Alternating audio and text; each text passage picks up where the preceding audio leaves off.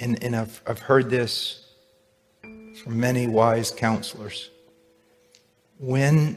If your child comes to you, your son comes to you, and they're broken and they say, I've done this, that is when you must show them Christ.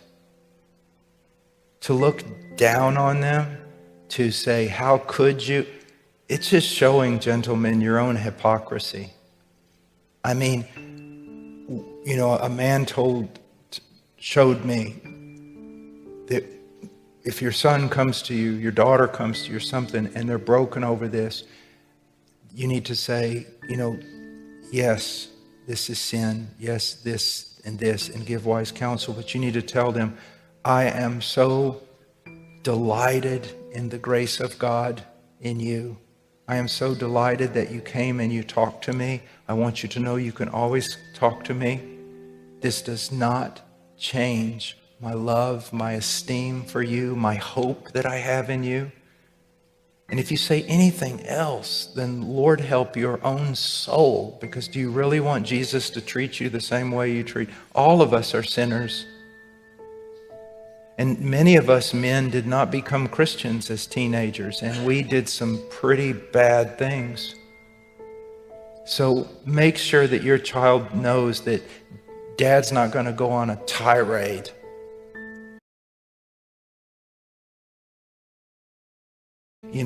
You see a child that already, the conviction of the Holy Spirit, and they feel horrible about what they've done. They don't need you heaping on that. They need you to come and say, yes, thank you for coming to me. I can't tell you what it means and how much I respect you for coming to me. And we'll deal with this together. Even in my child's, any one of them, their worst moment of disobedience, and I can say this with a good conscience, in their worst moment of disobedience, I would die for them a torturous death. I can use Jesus' Sermon on the Mount here when we get to the point of, if you being evil. Remember how many times Jesus said that? If you being evil can do this for your children, and if I being evil can say that, how much more does God love me? Does God love you?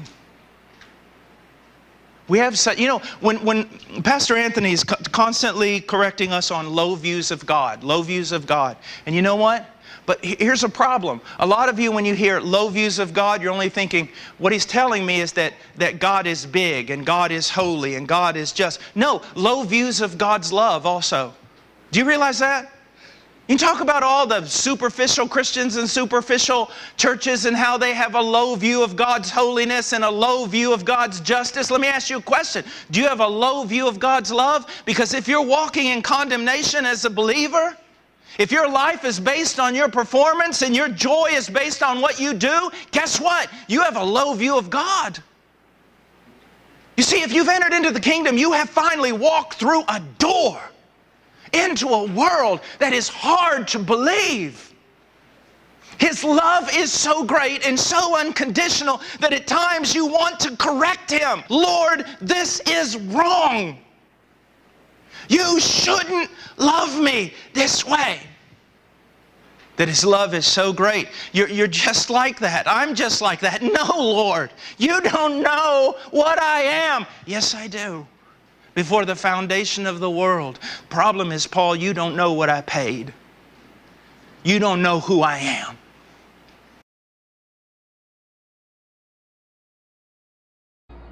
A young guy one time, he calls me up. He was a seminary student. He was just saying, Brother Paul, he wrote me, he goes, I'm so ungodly and I'm so unrighteous and I'm so this and that. I knew the young man. He was a fine, sincere Christian. And he was just so struggling. He said, I'm so ungodly and ignorant. And I wrote him back and I said, Dear brother, you are much more ungodly and much more ignorant than you now know.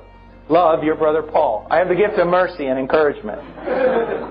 And so he calls me up on the phone and he goes, thanks. And I said, look, I've watched your life. In many ways, you seem to have made greater progress than I have.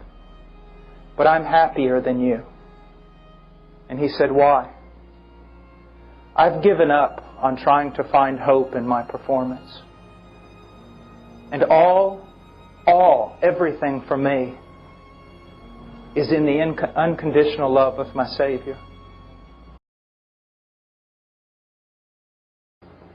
The more you know God, the more you're going to see His holiness.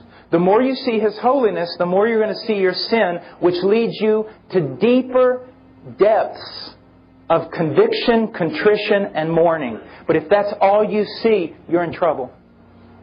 But with that greater revelation of God's holiness and that greater revelation of your sin also comes a greater revelation of what God has done for you in Christ, and that unconditional love and that grace abounding to the chief of sinners. So although you're almost like a paradox, the more you walk with Christ, the deeper is your contrition and mourning over sin, and yet greater your joy. And there's a transmission that goes on. No longer is your joy found in your own performance, but it's found in the finished work of Christ. So if the devil walks in, starts pointing out all kinds of things about you, and you go, "You don't even know the half of it. This has never been about me. Have I ever said this was about me? This is not about me. I don't hope in me. If my hope was in me, you could kill my hope with a dagger right now. The smallest penknife would take down my hope. But my hope's not in me. It's in my older brother, and if you don't leave, I'm going to call him."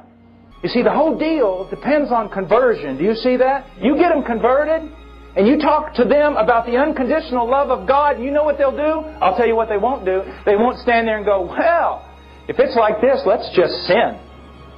No, you tell a true sheep about the unconditional love of God, and that it doesn't matter what they do or how far they fail. Christ loves them and is going to restore them and work in them, and a bruised reed He will not break, and a smoldering wick He will not put out.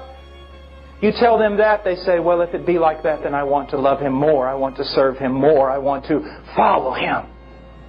If I'm really free." You see?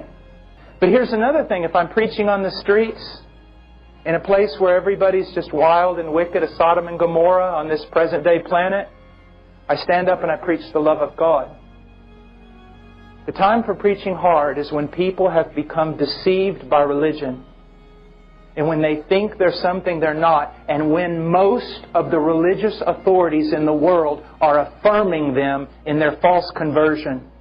And for self-preservation, those preachers are saying, "Peace, peace," when there is no peace. And people, they are building their huge churches on the bones of carnal, dead church members. If you know anything about the ministry that the Lord's given me, you probably, if you've heard anything, you go, "Man, that guy just talks about sin, sin. He nails people. He's the meanest preacher that ever walked the planet." Well, let me tell you something. When it comes to unbelievers who are professing faith in Christ and they're asleep in their sin and they're going to die and go to hell, yes, I am going to rip, because it doesn't appear to me that hardly anyone else is doing that. I am not going to let them go to hell except over my cries that they wake up and see their destruction.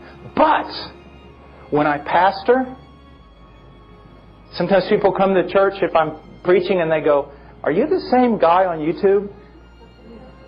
Because all you do is talk about love, love, love, love, love. Why? Here's the reason. If the person truly becomes converted, I don't have to do anything. They're sheep. They're going to follow Him. As a shepherd, you know what my greatest worry is for the people who are truly converted? I don't want them coming under false condemnation. And I don't want them doubting the love of God.